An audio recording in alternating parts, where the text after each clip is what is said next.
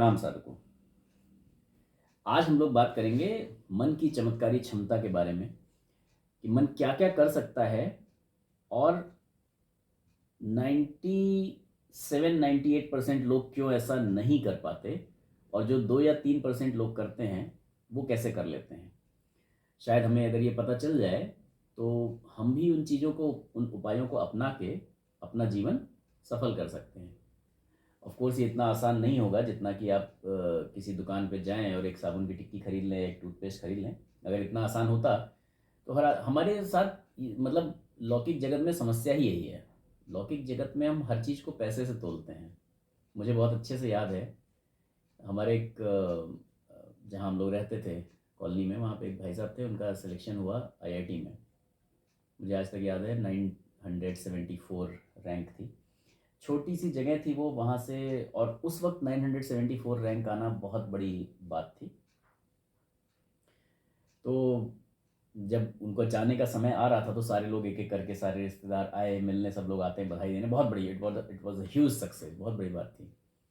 तो छोटा सा बच्चा था उनकी मौसी का, मुश्किल से मतलब 6-7 साल का रहा होगा। तो उन्होंने कहा कि भैया कितने पैसे लगेंगे आईआईटी की एक सीट खरीदने में।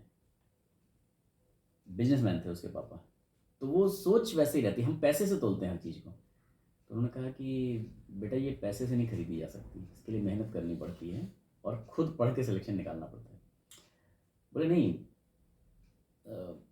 मैं 1 करोड़ रुपए दे दूँ तो। आज 1 करोड़ रुपए की उतनी वैल्यू नहीं है। मतलब आज 1 करोड़ रुपए में मतलब शायद आपको एक बहुत अच्छे बड़े मेट्रो में तो शायद हो सकता है एक अच्छा फ्लैट भी ना मिले मनचाही लोकेशन पे। पर उस समय ईयर 1996, तो मतलब आज से तकरीबन 26 साल पहले 1 करोड़ रुपए की बहुत वैल्यू थी। तो ही सेड अगर मैं 1 करोड़ रुपए दे दूं तो वो हंसे, बोले नहीं, 1 करोड़ दे के भी आप वो नहीं खरीद सकते। और फिर अगर आपको मतलब फिर उन्होंने बोला कि अगर आपको फिर पैसा ही कमाना है और आपके पास 1 करोड़ रुपए ही हैं तो क्या जरूरत है आपको आईआईटी करने की। फिर क्योंकि क्योंकि फिर आईआईटी से जाके पढ़ने का मतलब केवल पैसा कमाना ही नहीं है, आपको अपना ब्रेन डेवलप करना है ना।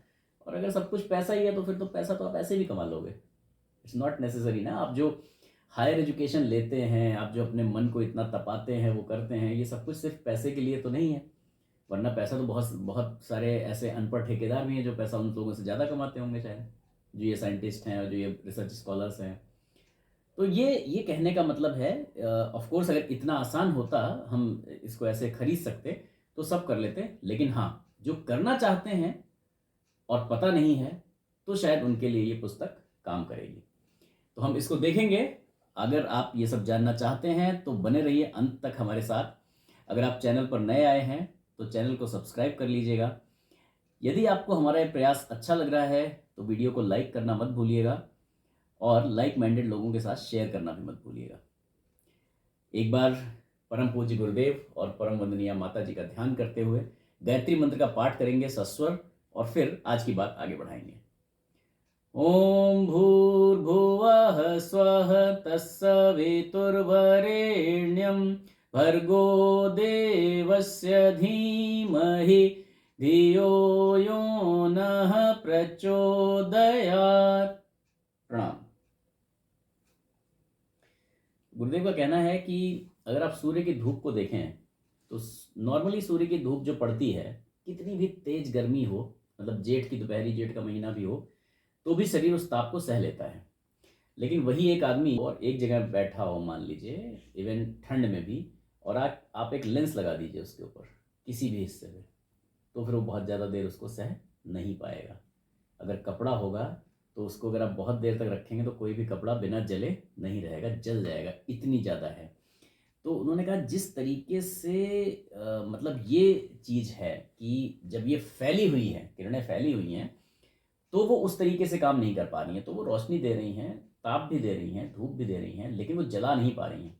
लेकिन जैसे ही आप उसको फोकस कर दे रहे हैं, लेंस से गुजार दे रहे हैं, तो वो आग जला सकती है। वही सूर्य की रोशनी आग जला सकती है। उसी को जब आप सही से केंद्रित कर लेते हैं, एब्जॉर्ब कर लेते हैं, तो बड़े बड़े सोलर पैनल, सोलर लाइट्स, उससे कारखाने चल रहे हैं, मतलब पूरी पूरी बिल्डिंग्स की बिजली चल रही है, बिजली पैदा कर लेते हैं ना आप। लेकिन अगर वो फैली हुई है तो फैली हुई है। ऐसी ही हमारे मन की शक्ति है।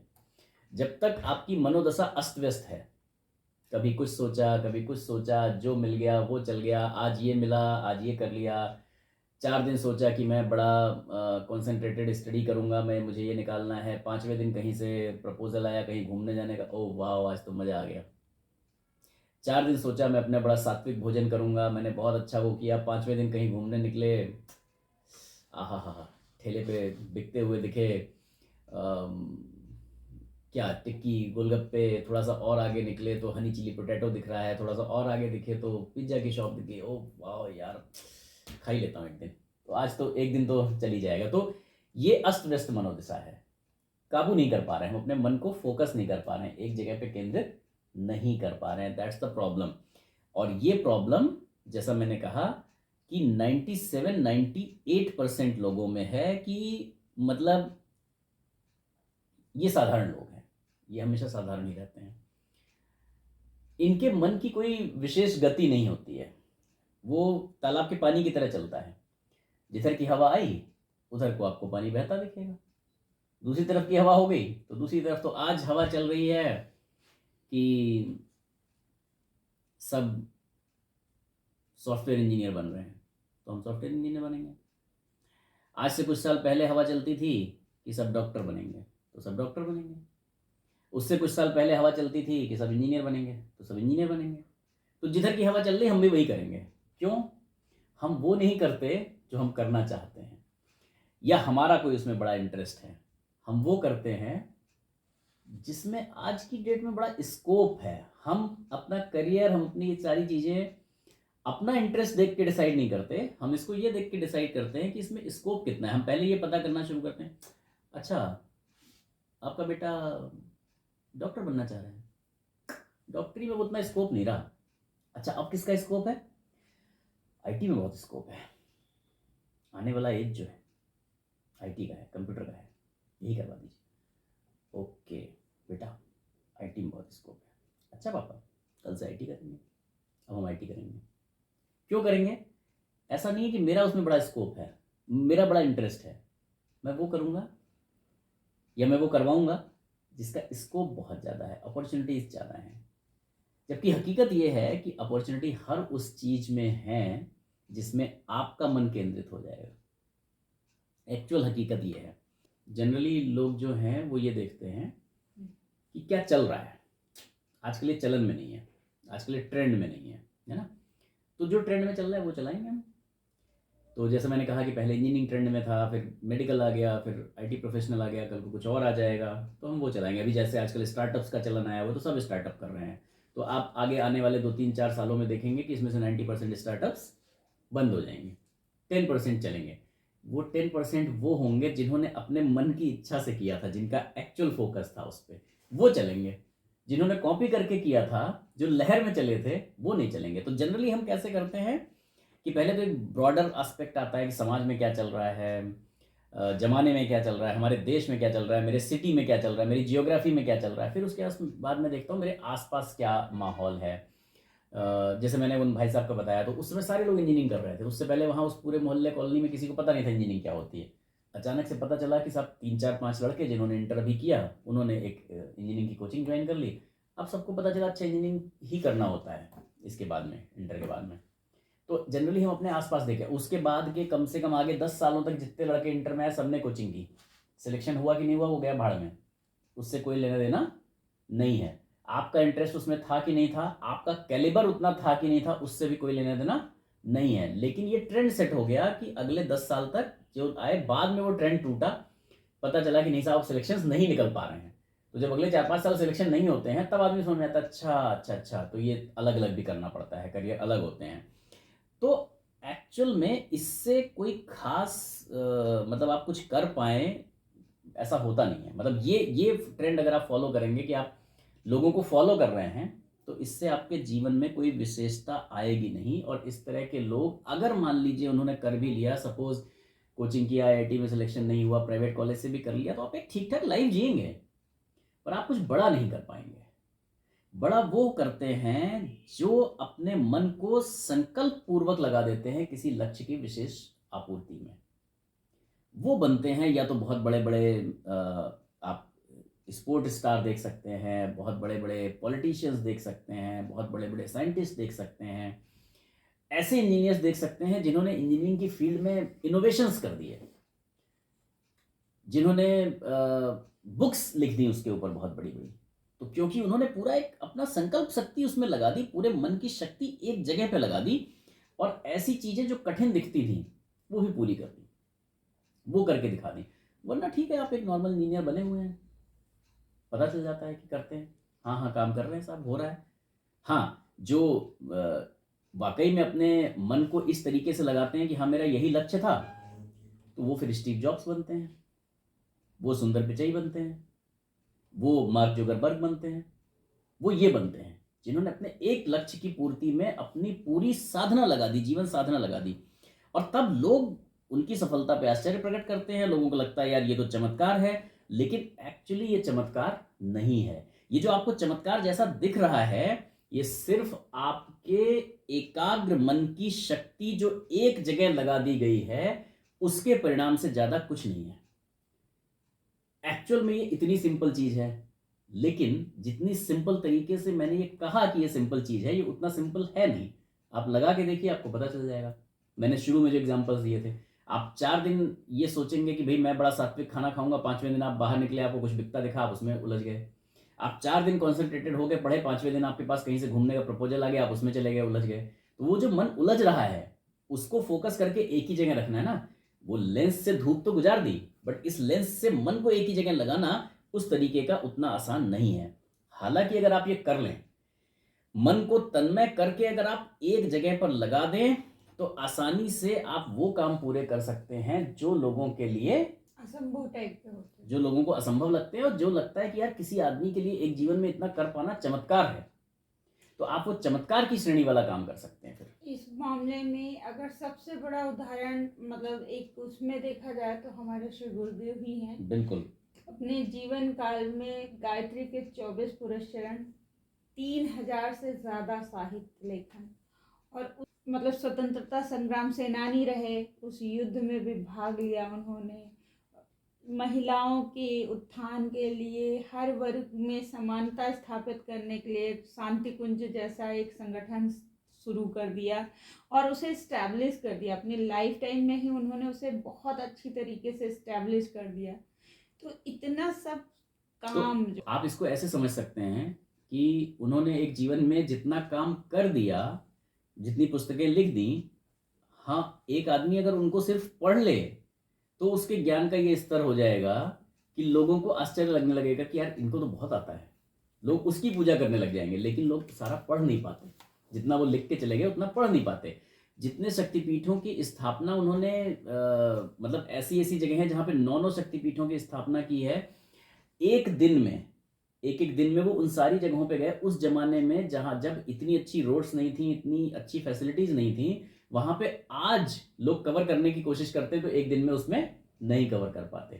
तब आपको पता चलता है कि जब आप संग्रहित कर देते हैं एक जगह पर कहीं, तो शक्ति का क्या हिसाब होता है। जब आप अपनी शक्ति को एक जगह संग्रहित कर देते हैं, तभी आप मानव से महामानव बन जाते हैं और लोगों को एक चमत्कार जैसी फीलिंग आने लगती है और आपको बाद में मतलब लोग कहने लगते हैं कि ये कोई एक दिव्य आत्मा है। करेक्ट, दिव्य आत्मा का किया हुआ काम है, तो साधारण जीव आत्मा इस तरह के काम नहीं कर सकते। तो आप दिव्य हो ही जाते हैं जब आप इतना ज्यादा आप कर लेते हैं। तो आपके पास, क्योंकि वो दिव्य दृष्टि, दिव्य वो सब आपके पास, वो सारी क्षमताएं आ जाती है। अतीन्द्रिय क्षमता जिसको कहते हैं, वो अतीन्द्रिय क्षमता जो इंद्रियों से ऊपर है। मतलब अभी जो आप जो कुछ कर पा रहे हैं वो अपनी अपनी इंद्रियों की क्षमता के बल पर कर पा रहे हैं। और इसलिए आप जो सोच समझ पाते हैं कि कोई आदमी क्या कर सकता है, उसके संबंध में भी आप उतना ही सोच समझ पाते हैं जो इंद्रियों के वश में है, जो इंद्रियों से किया जा सकता है। जबकि हकीकत ये है कि जैसा शुरू में ही इस बुक में गुरुदेव ने लिखा कि स्थूल से ज्यादा सूक्ष्म की शक्ति है।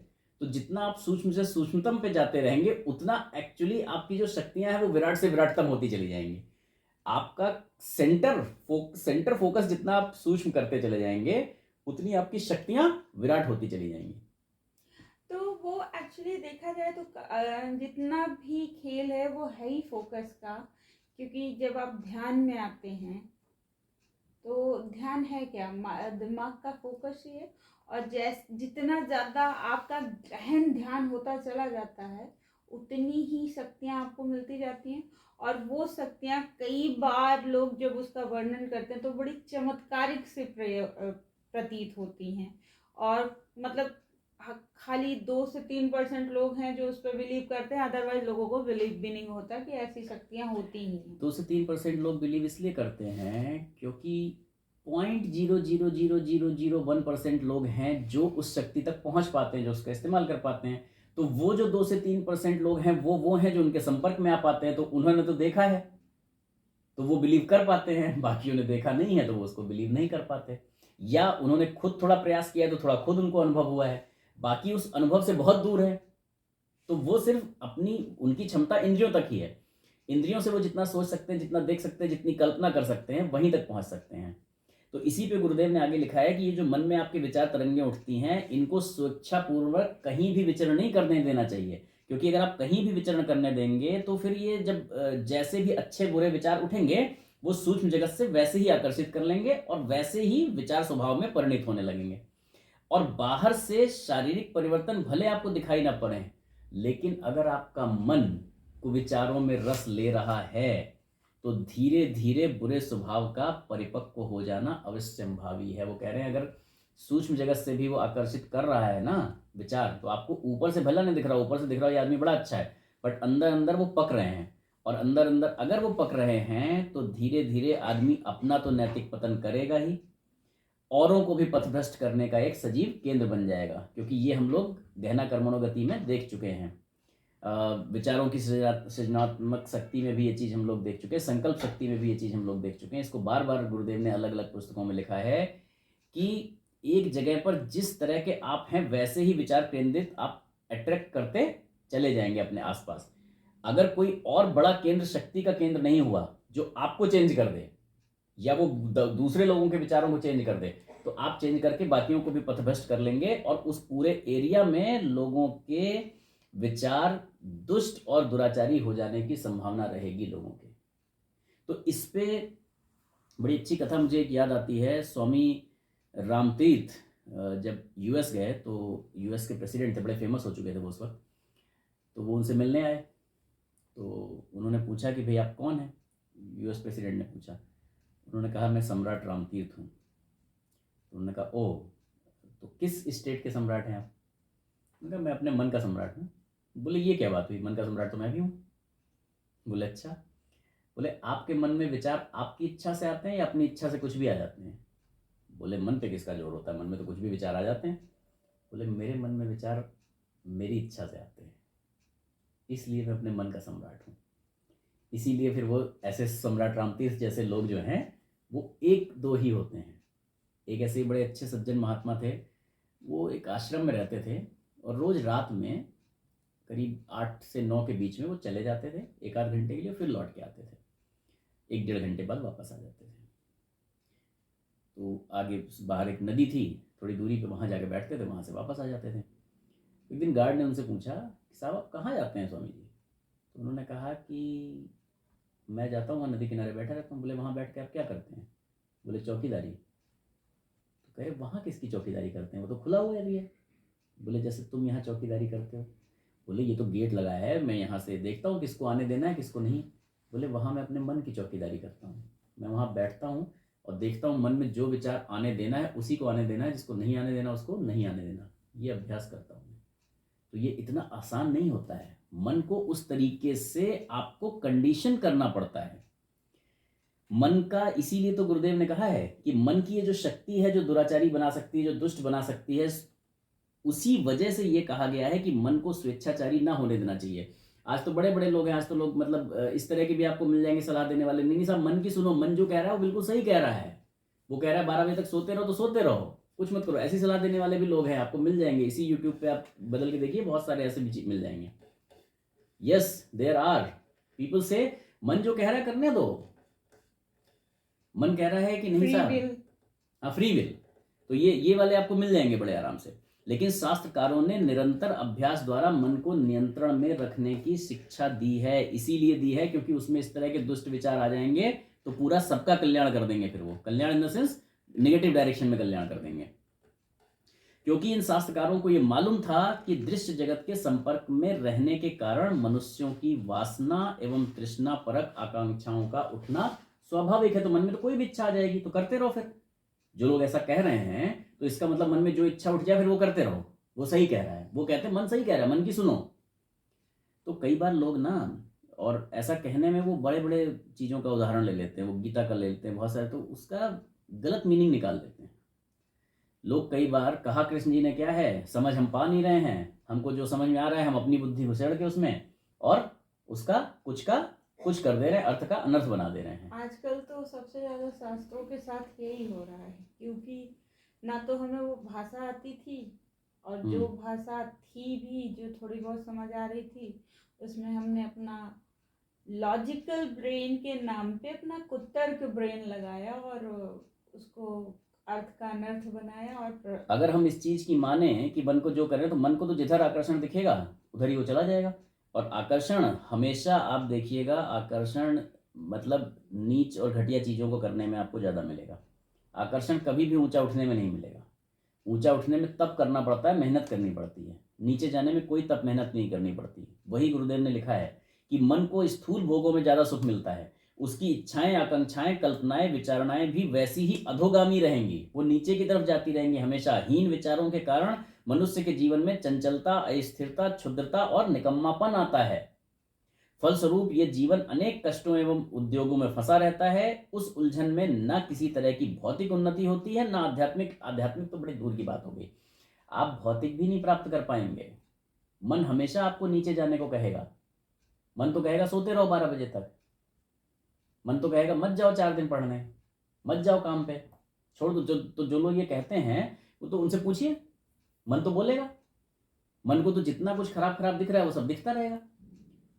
तो कहने का मतलब ये है कि मन को अगर ऐसे अनियंत्रित छोड़ देंगे तो कुछ नहीं मिलेगा। हम अगर अपने जीवन में भौतिक उन्नति भी चाहते हैं तो भी हमें मन कह रहा है कि भैया उठ के ऑफिस नहीं जाना है, लेकिन जाना पड़ता है ना। मन तो बोलेगा आराम करो, 1 दिन 2 दिन 3 दिन 4 दिन, कितने दिन? चारवाक के सिद्धांत को फॉलो करो। हाँ, यावत जीवे सुखम जीवेत, ऋणम कृत्वा घृतम पीवेत। बिल्कुल बहुत सही, बढ़िया बात कही आपने, एकदम चारवाक जी का बड़ा बढ़िया एग्जाम्पल दे दिया। तो उन्होंने जो है यही सिद्धांत दिया। एक्चुअली ये जो मन वाले जो लोग हैं जो कह रहे हैं मन तो ये करता है, यावत जीवे सुखम जीवेत, ऋणम कृत्वा घृतम पीवेत। जब तक जियो सुख से जियो। अगर कर्ज लेके भी घी पीना पड़ रहा है तो पियो, किसे कर्ज चुकाना है? बात जाने के बाद देह चली गई, खत्म। वो कहते थे जो है देह ही है, इसके अलावा कुछ है ही नहीं, आगे पीछे ना पुनर्जन्म है, ना आत्मा है, ना कुछ है, कुछ नहीं है। तो ऋण करके जब हम मर गए तो मर गए, खत्म। अब कौन आराम, देह से कौन मांग सकता है उसके बाद? बट अगर इस सिद्धांत को पूरी तरह से हर कोई फॉलो करने लगे तो फिर सृष्टि का चलना मुश्किल हो जाएगा। तो इसीलिए थोड़ा मुझे मतलब ऐसा वो लग गया। तो वो है, खैर हम आज का वीडियो थोड़ा ज़्यादा लंबा हो गया। थोड़ा मुझे बाद में ऐसा वो भी आ गया कि कई सारे लोग ये, क्योंकि आजकल बड़ा ये चलन है कि कहते रहते हैं, बट एक्चुअल में शास्त्रों में लिखी गई बातें बहुत ही रिसर्च करके, बहुत ही अनुभव करके तब लिखी गई हैं। तो ऐसे ही नहीं किसी ने कुछ भी लिख दिया है, मतलब जो प्रमाणित शास्त्र हैं।